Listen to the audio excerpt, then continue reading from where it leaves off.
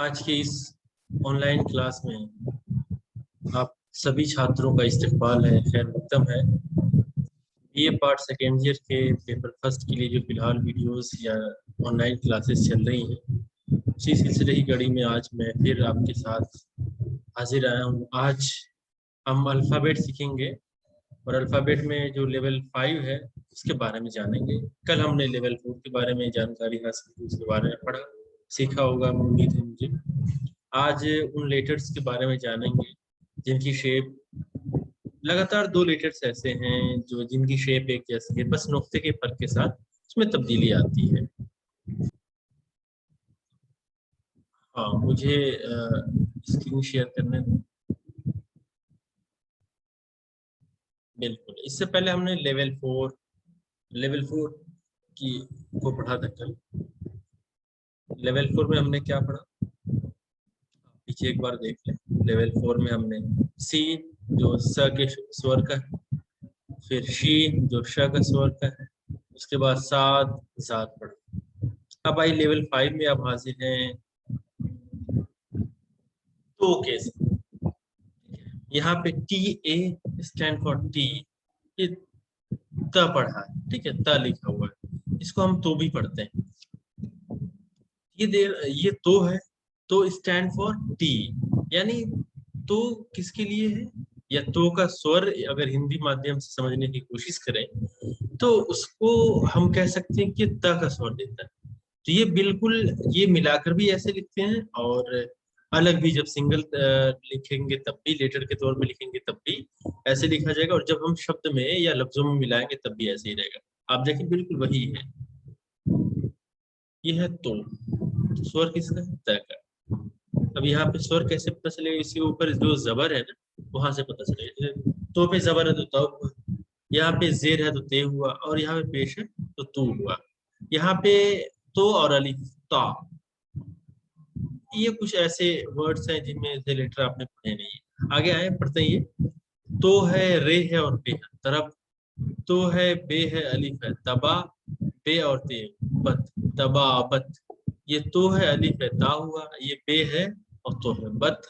ये सीन, ये देखो तीन शुसा, एक दो तीन, तीन शुसा ते, तो है, रे है सतर, बे है, सीन है, ते बस्त, और बेसात, बे है, सीन है, अलीफ है, बेसा, और तो है बेसात।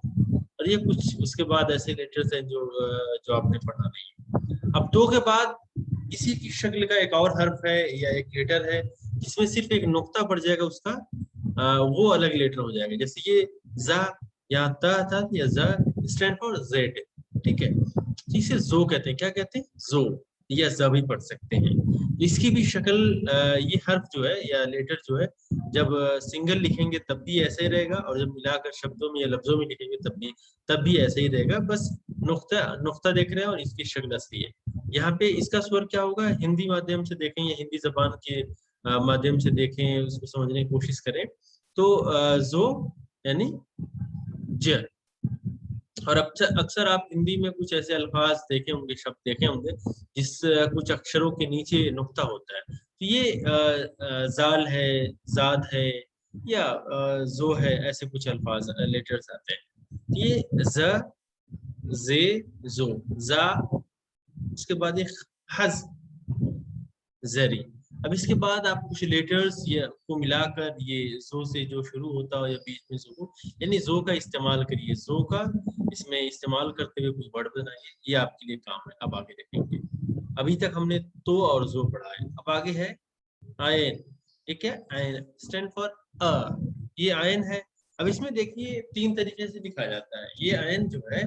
एक, जब हम सिंगल लेटर्स के रूप में लिखते हैं तो आयन अलग लिखा जाएगा, ये सिंगल लिखा जाएगा। लेकिन जब अगर किसी शब्द के या लफ्ज के शुरू में आयन आएगा तो ये ऐसा रहेगा, और जब बीच में आएगा या आखिर में आएगा तो ये देखिए इस शेप का हो जाएगा, इस शेप का हो जाएगा, थोड़ा सा गोल आकार का हो जाएगा। तो ये आयन है, स्टैंड फॉर अ, हिंदी में भी अ की माध्यम होगा और इंग्लिश में भी ए। ठीक है, ये आयन पे अ हुआ, और आयन के नीचे जेर है तो ए हुआ, और आयन पे पेश है तो उ हुआ, और आयन अलिफ मिल के आ हुआ। उसके बाद इसी शक्ल का एक और हर्फ है जो शक्ल तो यही है लेकिन नुक्ते के फर्क से उसका वो लेटर बदल गया है। अब ये कुछ ऐसे लेटर्स हैं जिन्हें मिलाकर आप पढ़ें। Now you can read this words, आप इन्हें इन वर्ड्स को पढ़ सकते हैं, पढ़ें और देखें कि आपने क्या सीखा है, और किसी किस्म की दिक्कत आए तो आप जरूर मार्क करके मुझसे पूछें। आगे है and the next letter is gain. ये to be pronounced by teacher. ये गैन कहाँ से बोला, कहाँ से निकाला जाएगा, प्रोनाउंस कहाँ से होगा, इसका उच्चारण कैसे होगा, उसके लिए बताया। तो गैन हलक के नीचे से, हलक के आसपास से निकालते हैं। खैर ये आयन है, आयन पहले आप लेटर समझे, उसके बाद हम उच्चारण जाओ उसका प्रोनाउंसिएशन सीखेंगे। ये गैन है, ये गैन आयन आप आयन देख सकते हैं, आयन बिल्कुल इसी शेप का है, शक्ल का है, लेकिन इस पे नुक्ता आ गया तो गैन हो गया। अब ठीक इसी तरीके से अगर सिंगल लिखेंगे तो ऐसे लिखेंगे, लेकिन जब शब्द के शुरू में होगा तो गैन ऐसे होगा, जैसे ये मिला गया आधा आधा, लेकिन अगर बीच में होगा या लफ्ज के आखिर में होगा या आखिर में होगा, वो इस शेप का हो जाएगा। तो ये गैन है, गैन पे जबर हो गया तो ग हो गया, गैन पे जेर हो गया तो गे हो गया, और गैन पर पेश हो तो वो हो गया। इसी तरीके से आप गैन, गुर्श, गुरिश, बुग़्ज़, गर्ज या गरज भी फारसी में गरज कहते हैं, उर्दू में गर्ज कहते हैं। गजा असल में गजा होता है। गुरबत, गार, गारत, गरब, सुग़द, दाग, गुरूर, दुरूर, दुरूर। इसमें कुछ आप ऐसे लेटर्स मिलाकर जिसमें गैन का भी इस्तेमाल होगा वो पढ़ सकते हैं। आइए लेवल 6 की तरफ आते हैं। लेवल 6 में भी कुछ ऐसे लेटर्स आएंगे जो बिल्कुल अलग अलग शेप के होंगे। यानी गैन, अब तक हमने पहले अलिफ को छोड़कर लगातार चार लेटर्स ऐसे आए जो एक शेप के थे, नुक्ते के साथ, पर के साथ, उसके बाद फिर दो दो शेप आए। अब यहाँ से अलग अलग शेप के आएंगे। आप लेवल 6 देख सकते हैं, उसके बाद लेवल एक बार हम देखें लेवल 7 कहाँ से स्टार्ट होता है। तो ठीक है, आज की क्लास में हम लेवल 6 पढ़ सकते हैं। तो लेवल 6 में ये क्या है, एफ ई मिलके फे, क्या हो गया था, फे। इसका स्वर क्या है, हिंदी वर्णमाला के हिसाब से अगर उसको मिलाएं तो फ का स्वर देता है ये। तो ये फे हुआ। देखिए आप ये जब मिलाकर लिखेंगे शब्दों में ना, तो ये ऐसे थोड़ा सा, ये जो शुरुआती है, इसमें शुरुआती इब्तदाई हिस्सा है ना, ये यहाँ पर निकाल के मिलाएंगे। अब ये चाहे बीच में आए, पहले आए या आखिर में आए शब्द हो गए, ये बिल्कुल इसी शेप में रहेगा। लेकिन आखिर शब्द आखिर में आएगा तो मैंने बताया था कि हर लेटर मुकम्मल लिखेंगे, कंप्लीट उसकी शेप जो है वो लिखेंगे। तो ये फे है, ये फे पे जबर फ हुआ, फे के नीचे जेर है तो फे हुआ, और फे पे पेश फू हुआ, और ये फे अलिफ मिलके फा हुआ। ये कुछ ऐसे लेटर्स हैं, इसमें तो है, रे है, पे तरफ हुआ, जर्फ हुआ, जरीफ हुआ, अलिफ पे से सीन रे अफसर हुआ, दाल पे तेरे दफ्तर हुआ, फेदा हुआ, वगैरह वगैरह। ये शब्द आप जो है या लफ्ज में दोहरा सकते हैं। उसके बाद ये काफ है, काफ, ठीक है, ये स्टैंड। अब ये नेक्स्ट इस काफ एंड स्टैंड फॉर थिम, ये क्योंकि इक्विवेलेंट है, उसके लिए उसकी जगह इस्तेमाल होता है फारसी में। तो ये काफ है, ये गोल शेप होगा, उसके ऊपर दो नुक्ते, ये इसकी पहचान है। लेकिन जब शब्दों में मिलाएंगे, लफ्जों में मिलाएंगे, तो ये शुरुआती हिस्सा मैंने बताया था, ये मिलाएंगे। उसके बाद आखिर में जो आएगा ये कंप्लीट लिखा जाएगा। ये काफ के नीचे जबर है, क हुआ, काफ के नीचे जेर दे देंगे तो क हो जाएगा, काफ में पेश दिया तो हुआ।